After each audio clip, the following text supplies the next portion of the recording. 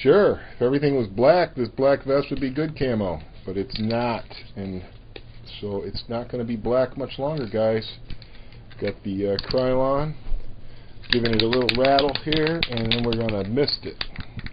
And that'll be the end of the black SWAT looking vest, man. It's going to start looking like a woodland camo type thing pretty soon. How to paint nylon, Cordura, veneer type stuff like this. You want to mist it.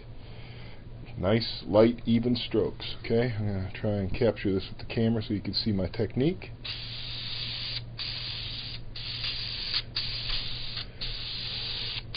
Just trying to knock the black off it. I'll go back and I will touch up areas that I can't quite get to, right? And I'll add more. This stuff dries super, super fast. You want to do this in a well-ventilated area. I've got all the windows open. I got a good cross breeze, so no worries about gagging. Now, most of this vest is going to be hidden, okay? And I can touch up anything that isn't hidden. And I'm being very judicious in my use of paint because there's many layers of paint going on here. I don't want to load this thing up with 10,000 layers of paint. What I'm trying to do is make it a little less conspicuously black when I'm standing against the woodland surroundings. Alright, so I'm going to continue on with this and I will show you my results in a little bit. Okay, as you can see, I'm getting a little somewhere. And the way I do a pouch is I do it when it's closed, where it's most visible. You know, you only got so much paint to work with. Being economical here, because this paint is not going to last forever. Okay, and so I don't want it to look even. I just want a misting on there. Then I get it open. Okay.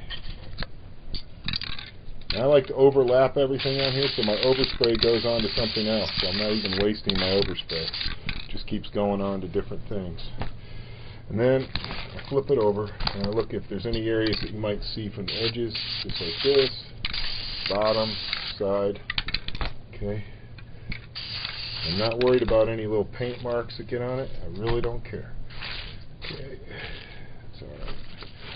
Now let me get another one out here. I think I got a couple more little things. Yep, this is my 9. Okay. So once again, I'll do it when it's closed because that's the part you're going to see the most often. We'll put that on top of stuff over here, so my overspray goes on top of my areas that I want to get. Okay, that's it. Just a little wisp like that. Nothing much to it. And then rip it open. I'll just lay it across these pouches so these guys get a little more juice. See, the overspray is just going to make everything better.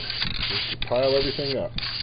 This is the one time where when you're painting, you don't have to be super anal. Because you can always touch the thing up once it's installed. I got one last little doodad here. I got my flashlight pouch. Okay, get a wisp. I'm not even trying to be even with this, guys. I don't want to be even with it. That's not the purpose. The purpose is to try and just sort of get some coverage on it so that if it does get opened up or whatever, there isn't suddenly a big black thing that comes into view if somebody was watching you and you were trying to stay concealed. I mean, that's the purpose of the camo. Just like with straps, you know, as you're folding them around and doing them, you're going to do both sides. I think I got one other thing here. I think I got the belt parts in here. Yes, I got these little guys. This is my box full of vest parts. Okay. Give them a wisp. Yeah, put them on top of something that'll need some paint. I'm not too worried about them. Doesn't have to be perfect. Like I said, I can always touch it up later. Let's see what else we got on here. Got all my ATACS stuff. Flashlight. I don't think I need to camo that yet. All the little details can come after that. Yeah, I got to go get the belt for it. That's upstairs, but I'll get that. But you can kind of see the results. Okay, the idea is that it's not about perfect paint jobs. You just want to make it look fuzzy and muzzy. Black is too sharp of an outline. You're going to see black just unless you're in pitch black night. At which point anything is going to be hard to see. But stuff like these areas back here, I'm not too worried about. These are going to be hidden forever when they're installed. But just in case edges of them show, you know, give them a little wisp. And same with this. None of that's going to show. Don't worry about that. And I did this so that when it's open, you know, it's all kind of been splotted. But I'm not too worried about the back because that's never going to show. So, and just like the back of this is not really ever going to show. But I'm going, when I do finally touch it up, I'll do a little bit around the edges so that it's not pitch black. Yeah, I don't want any sharp lines of definition. I want like something like that to show. But you can see how this works. And if you let your overspray go on to the stuff that you want to work on, you know, like let's say I wanted to touch that up some more for whatever reason, right? Now I can get that overspray to go on to whatever's there that needs some overspray, right? Yep. And that takes care of that. And then you can just look at your stuff and see, is there some area that I really missed? Yeah, sure is. So you don't want to get that. Just the edges, parts that really show. And make sure that this has all been whiffed. Yep, that's looking about right. This is what it looks like after it's dried for a while. This is one I did last night. This is all fine. I'm happy with that. I gotta go get some more parts, guys. I'll be back. For the next phase on this camo, okay, now that I've got kind of a misty, tawny color all over it, which I may make a little darker here and there. This is to make some shadowy type areas using flat black.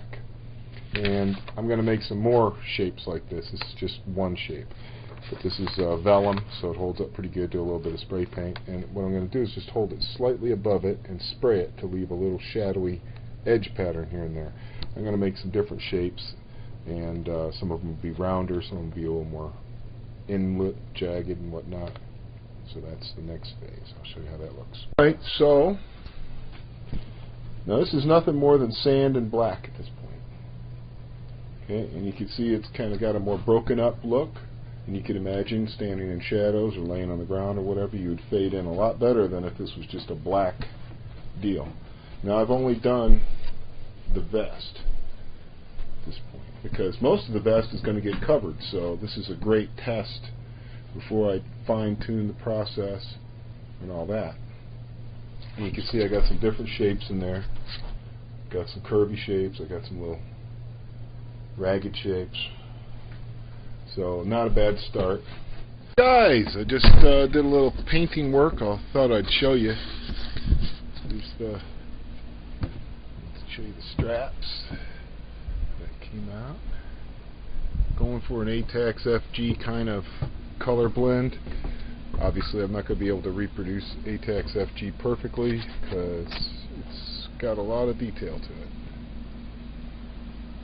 But you know, everything's not black anymore. That's about as much as I can say about that. And it's got some variation to it. It's got some patterning to it. And I learned some things. I think that if I laid down a really good coat of light sand first, I'd get a lot better results because the woodland green does not show up very well against anything except the sand. So I think that would be a good thing. But I think once it's all assembled, it's going to look pretty awesome. And what I liked about it, it's all muted. There's no hard edges. You don't see any real that woodland camo, you know, like on the camelback. I painted over all those hard edges, and it was already kind of a sand color. Let's see if it was kind of this color. So I just painted over all the hard brown edges and everything that was real hard and tried to soften it a little bit and just make it more blurry. I know some camo, I guess the reason for it having sharp edges is it makes it look more real, but I don't know. I didn't want that traditional woodland camo sharp edged look. It is windy and cold out here, guys. But so that's as far as I've gotten so far with the paint that I've got. And I've got some olive coming, so I'll probably add a little touch up here and there, maybe overlay it. And it's one of these things you can always, you know, go back and adjust it after you've got it all assembled and see what shows and see what you want to do to it. But I just thought I'd give you a good all-around look at it. You know, the back isn't completely done because I'm not worried about that. But this part shows a lot. There's nothing here. This will show. So that stuff's pretty visible. But all this is hidden, just about. And then pretty much you just see the pouches when they're closed. So, and that's the way they'll all look. And I don't think there's anything really standing out too much, except maybe I should put some streaking across these, because these kind of jump out to me.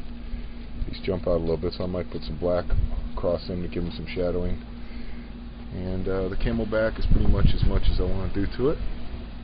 So there you have it, a modded do-it-yourself camo with Krylon. And just in case you guys hadn't noticed which paint this is, it's the Ultra Flat Fusion. Okay, non-reflective nature color, Ultra Flats. Alright, thanks for watching, guys. Hope this gives you some ideas for your own rigs.